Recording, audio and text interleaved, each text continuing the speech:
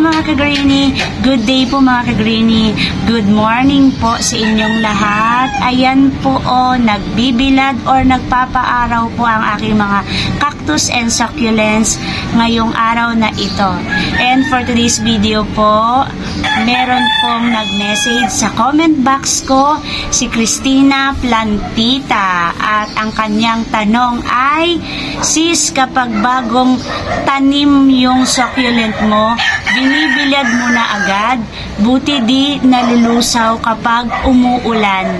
Sa inyo po, ano po yung paraan nyo or way ninyo kapag bagong tanim po ang inyong mga succulent? Pinaarawan din po ba ninyo agad? May ipapakita lang akong namulaklak maliban kay Stinky na palabas uli. Ito yung unang nag-flowers. Ayan, patay na siya. Ito yung pangalawa na maliit pa dito. Ayan, ang laki na niya. Puputok na naman siya. Pakita ko yung aking orchids na nag-flower. Ayan po. Ang dating nasa vertical, nandito na siya. Pangalawang flower niya ulito na namukadkad siya. Alam niyo bang hirap na hirap ako pabulaklakin siya, pero ayan ang sipag niya po mamulaklak ngayon. Ayan siya. Dito ko siya nilagay sa tabi ng aking mga rubber tree. Ayan, grabe, naglalakihan ng mga rubber tree ko. Ito rin, ito yung pinakamalaki, si green, si lemon lime, at katabi niya yung mga pot. Pero nakakatuwa itong aking mga tineki at saka ruby. Yan, mga matataas na sila. At ipapakita ko rin ang aking mga lipropa, yung mga medyo malalaki na dyan. At ito nga ang aking mga leaf propagation. Ito yung bago sa aking garden. Yan, meron akong red basket. Dito ko sila nilagay. At katabi sila, syempre, ng aking mga propagation. Ayun, ang dami na ng aking mother of million. Katabi niya ay ang pigeon koi. Hindi ko pa rin nadidispose ang aking sleeping photos. Pero ito po yung mga leaf propagation ko. Nagaling doon sa pinakita ko kanina. Medyo malaki na kasi sila doon at nagsisiksika na, kaya ayan, kumuha na ako doon at hiniwalay ko na sila.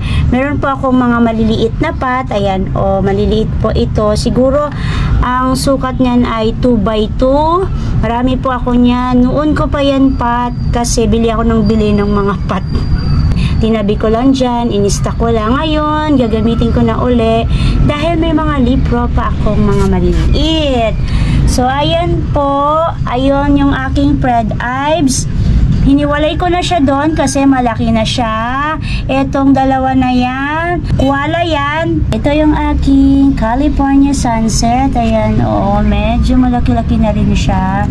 Ito yung Moonstone. Isa lang kasi malaki siya compare dito. At ito naman yung aking offset to, galing dun sa bago kong niripat na succulent. Ito ay Peach and Pride. Ito naman ay Ghosty.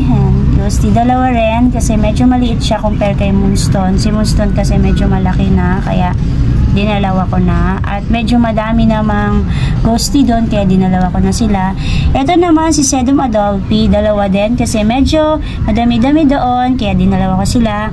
Ito naman si Darly Sunshine. Isa lang yung nilagay ko, pero dadagdagan ko siya kasi nakalimutan ko. Sabi ko kasi dadalawahin ko sila, isa lang nalagay ko. Ito si Pachipaitum, isa lang talaga. Yes, ang aking potting mix medyo madami-dami pa. Huwag ka munang mauubos kasi marami pang parating ng mga succulent na aking iriripat. At ito po ang aking mga bagong ripat na succulent. Galing po kay Ma'am Camille. At nakalagay sila dito sa area ko. Dati ko na tong area kung saan dito talaga ako naglalagay ng mga bagong ripat na succulent. Yung mga cuttings ko, mga bagong ripat ko, dito ko talaga sila nilalagay. Ang pagkakaiba lang po ngayon, before kasi meron po siyang plant track. Yan, tinanggal ko na po siya kasi nga nag-ayos ako ng garden ko. Wala na po siyang plant track. Ngayon, ang meron na lang po ngayon ay table. Ang area ko na po ito ay filtered sun. Maaraw siya, mainit, pero hindi po direct na tumatama sa mga succulent ang araw. Yung singaw ng init ay nararamdaman ng mga succulent. Kahit hindi po mga succulent, kahit ako po, nararamdaman ko dito po sa garden ko. Kasi nga, ito po yung kanyang taas. Ayan po. Meron lang po siyang maliit na takip.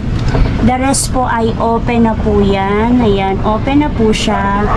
Even yung dito, open na po siya. Maliit lang po yung nagtakip sa kanya para lang po hindi siya maulanan or maarawan.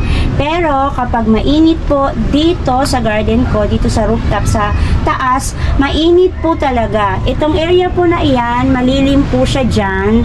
Kahit mainit, hindi po siya talaga natatamaan kasi may wall nga siya. Hindi kagaya nung mga nandito, ayan, wala po talaga siyang bubong, ayan. So, mainit. Dito po, mainit. Pero, pagdating po dito, dyan, wala po siyang bubong.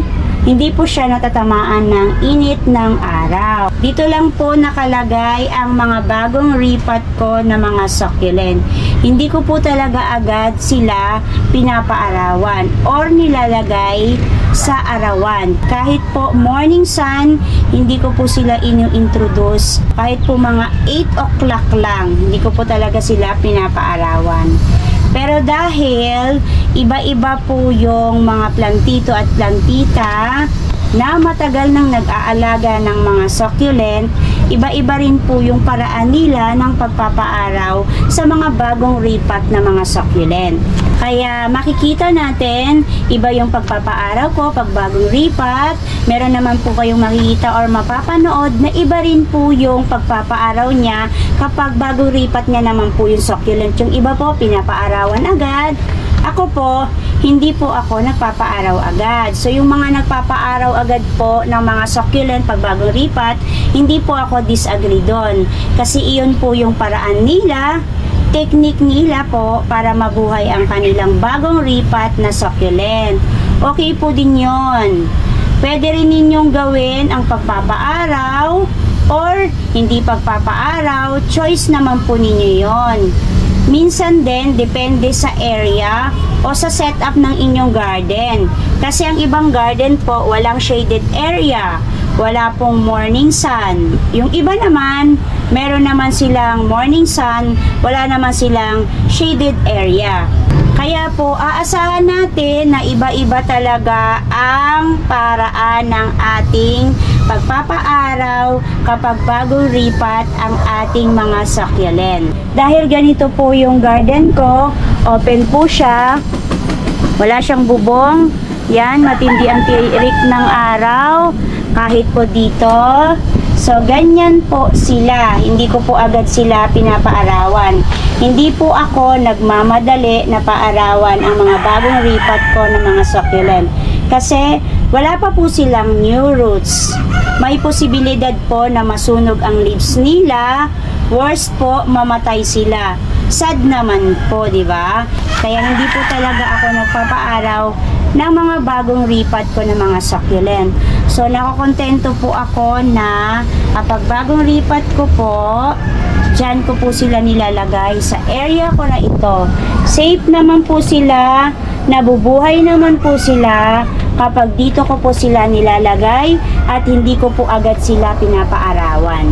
At ayun po ang kasagutan ko sa mga nagtatanong kung pinapaarawan ko po ba agad ang aking mga bagong repot na succulent. Kahit nandyan lang po sila, uugatan po sila at nabubuhay sila.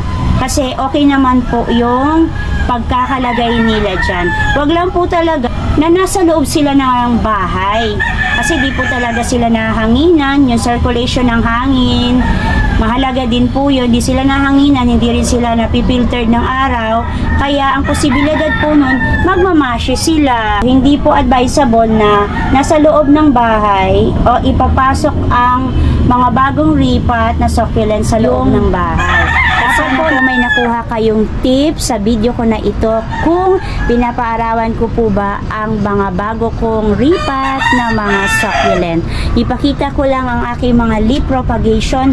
Nandito na po silang side. Ayan. Tinanggal ko na po sila dito, bandang side. Dito ko na po sila nilagay kasi yung dito po, nako, maghapon po ang araw. Dito naman afternoon lang. Minsan pag afternoon kumukulimlim, kaya dito ko sila nilalagay. Kagaya nito, mga ganyan, kumukulimlim, kaya hindi sila masyadong naarawan.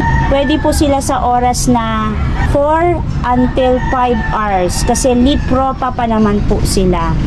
Kung love po ninyo at nagko-collect din po kayo ng mga plants, please po pa-like and subscribe po sa akin channel, Ana Duran po. At sa mga hindi pa po nakapollow sa aking FB account, Kagreenie Ana po.